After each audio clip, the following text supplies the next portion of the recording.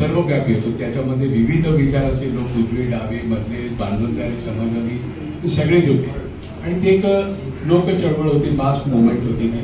आणि त्या संपूर्ण कामामध्ये त्या चळवळीला डावं स्वरूप देण्याचा आग्रह करणाऱ्यापैकी समाजवादी प्रेस कॉन्फरन्स घेतलेली आहे।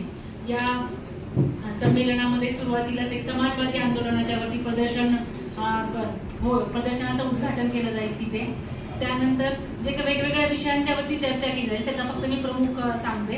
त्याच्यामध्ये आर्थिक आव्हानं या विषयावरती चर्चा केली जाईल तिथे। त्याच्यामध्ये बेरोजगारी आहे, पर्यावरण संकट आणि पर्यायी विकासाचं जे मॉडेल आहे त्याच्यावरती चर्चा होईल। त्याच्यामध्ये महत्त्वाचे जे अभ्यासक वक्ते आहेत ते सगळे मार्गदर्शन करतील। त्यांची सभी पत्रकार साथियों का स्वागत है। समाजवादी आंदोलन के 90 वर्ष पूरे होने के अवसर पर पुणे में साने गुरुजी स्मारक राष्ट्र सेवा दल का जो परिसर है वहां पर हम समाजवादी एकजुटता सम्मेलन का आयोजन कर रहे हैं।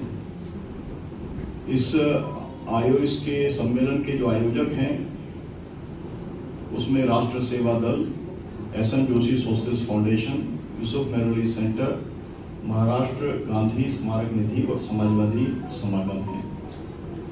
ये जो सम्मेलन है मैं उसके आपको कुछ डिटेल्स बताना चाहता हूँ कि सम्मेलन में शुरुआत ध्वजारोहण के साथ होगी। 100 वर्ष के जो वरिष्ठ समाजवादी हैं, जो सांसद भी रहे हैं राजस्थान से, वे इसको पंडित रामकृष्ण जी हैं, उनके द्वारा ध्वजारोहण किया जाएगा।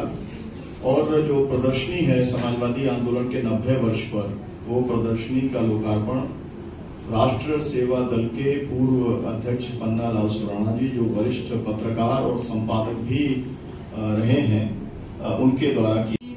समाजवादी परिषद जी आहे 19-21 सप्टेंबरला राष्ट्रीय पातळीवरची साने गुरुजी स्मारक इथे त्याची माहिती देण्यासाठी आपल्या समोर आलेलो आहे। मी पहिल्यांदा ओळख करून देते। याच्यामध्ये आयोजक ज्या संस्था संघटना आहेत, राष्ट्र सेवा दल, एस.एन. जोशी सोशलिस्ट फाउंडेशन, नंतर गांधी स्मारक निधी,